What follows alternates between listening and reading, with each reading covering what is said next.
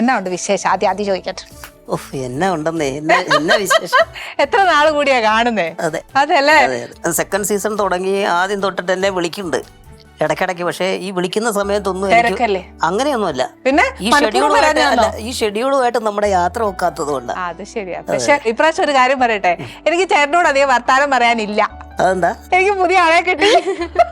എന്നാന്നറിയോ, ഞാനും എന്റെ പ്രേക്ഷകരും തന്നെ ഇത്ര തൊട്ട് റീലിൽ ഞങ്ങൾ കണ്ടോണ്ടിരിക്കുന്നതല്ലേ, കൊച്ചിന്റെ വളർച്ചയും കൊച്ചു എവിടം വരെ എത്തിയെന്ന്. എന്നാലും ഒരു സെൽഫ് ഇൻട്രൊഡക്ഷൻ ഞാൻ ചോദിക്കണ്ടേ അല്ലേ? പേര് പറയാ മോളെ? ദീപ്തകീർത്തി. ഇനി ഒരു കാര്യം കൂടെ പറയട്ടെ, ബാക്കി പറയുന്നതിന് മുമ്പ്. ടച്ച്വുഡ്, കൊച്ചു ഭയങ്കര സുന്ദരിയാ. അഭിനയിപ്പിക്കാന്നെങ്കിൽ പാപ്പം വിടണം കേട്ടോ. അല്ല, അവൾക്ക് താല്പര്യമില്ലല്ലോ ഇതുവരെ. എനിക്ക് അഭിനയിക്കാൻ അങ്ങനെ താല്പര്യമൊന്നുമില്ല. ഇത്രയും വലിയൊരു ലെജൻഡ് കൂടെ ഇരിക്കുമ്പോഴോ പേടിയോ? അല്ല, ലെജൻഡ് കൂടെ ഇരുന്നല്ല അഭിനയം വരുമല്ലോ. പക്ഷെ എന്നാലും അവൾക്ക് ഇഷ്ടമല്ലേ? അല്ല, അവൾക്ക് ഇഷ്ടമല്ല.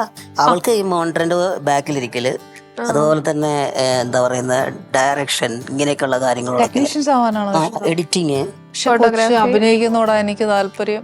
ഓക്കെ, അപ്പൊ മോളിപ്പോ എന്നാ ചെയ്യുക? ഞാൻ +2 +2 ഏതാ എടുത്തിരിക്കുന്നത്? സ്പെഷ്യലൈസ്. അപ്പം പറഞ്ഞ പോലെ എന്നെ അഭിനയിക്കാൻ ഇഷ്ടമല്ലാത്ത അതെന്ന് വെച്ചാ കഴിവില്ല. പിന്നെ കഴിവില്ല എന്നാന്നോ? അങ്ങനെ ഒരു ഉണ്ടോ ഇല്ലയോ എന്ന് നമുക്കിപ്പോ അറിയാൻ പറ്റില്ല. എപ്പോഴേലും കൊച്ചു അങ്ങനെ എന്നതേലും ഒരു അഭിനയിച്ച് കാണിക്കും, അല്ലെ കുഞ്ഞുനാളിലോ? പെമ്പിള്ളാർ ബേസിക്കലി ടീച്ചറായിട്ട് അഭിനയിക്കാറുണ്ട് ചെറുപ്പത്തിൽ. അങ്ങനെ ഒന്നും കൊച്ചു ചെയ്തിട്ടില്ല. എന്റെ അടുത്ത് ഭയങ്കര അഭിനയം. അങ്ങനെ കുട്ടിക്കാലം തൊട്ടിട്ട് എങ്ങനെയാന്ന് വെച്ച് കഴിഞ്ഞാൽ ഇവള് എന്നെ ഒരു കൂട്ടുകാരനായിട്ടാ കണ്ടോണ്ടിരുന്നത്. അപ്പൊ അതുകൊണ്ട് തന്നെ ഇവള് ഈ എന്താ പറയുന്ന അമ്മയെ അനുകരിക്കും. അതായത് ഓരോ സ്ഥലത്തൊക്കെ പോകാനായിട്ട് കൊച്ചിന്റെ അമ്മ, അതായത് അതുപോലെ ചുരിദാറൊക്കെ ഇങ്ങനെ ഷോളൊക്കെ ഇട്ട്. അപ്പൊ ഞാൻ ഡ്രൈവറാ. ചേട്ടാ ലുലു മോൾ വരെ ഒന്ന് പോണേ, വണ്ടി എടുക്കും. ഉടനെ ഞാൻ വണ്ടി ഇങ്ങനെ കാണിക്കുക. പറഞ്ഞാൽ പുള്ളിക്കാരി കയറും. കയറിട്ട് ഇറങ്ങി കഴിയുമ്പോ എത്രയായി? ഞാൻ ഇത്ര രൂപ പറയും.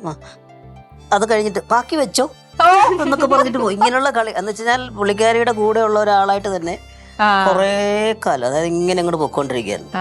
ഇപ്പൊ ഈ അടുത്ത് വേറൊരു കൂട്ട് ആളെത്തി. അതേപോലെ ചെറുത് പാവാന്നോ? അല്ല, അപ്പൊ എന്നെ ഇങ്ങനെ തുറച്ചു നോക്കുന്നേ, ഞാൻ എന്നെ പാപം ചെയ്ത പോലെയാ.